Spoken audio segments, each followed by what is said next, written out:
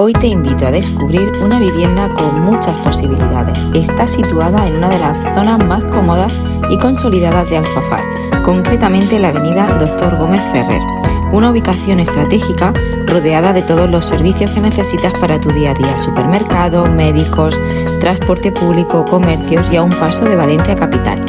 La vivienda se encuentra en una primera planta de un edificio con ascensor construida en 1996, muy bien conservada.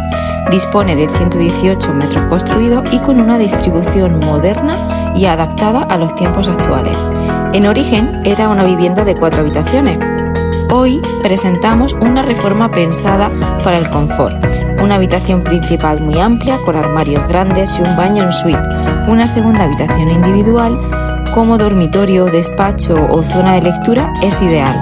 Además cuenta con un segundo baño completo, muy funcional y bien distribuido. La cocina es la auténtica protagonista, amplia, luminosa y perfecta para hacer vida en ella.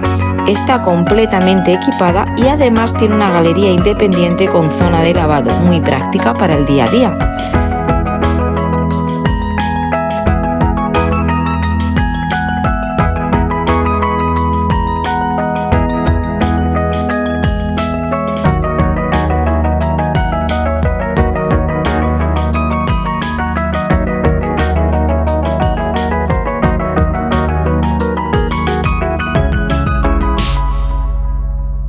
Y llegamos al salón comedor, un espacio amplio y completamente exterior con grandes ventanales que inundan de luz natural la estancia.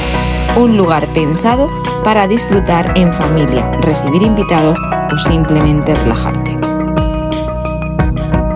Esta vivienda combina espacio, ubicación y comodidad.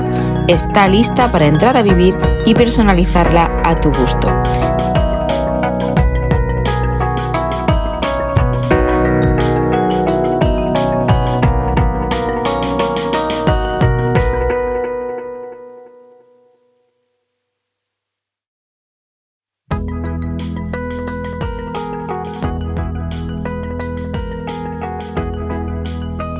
¿Te gustaría saber más?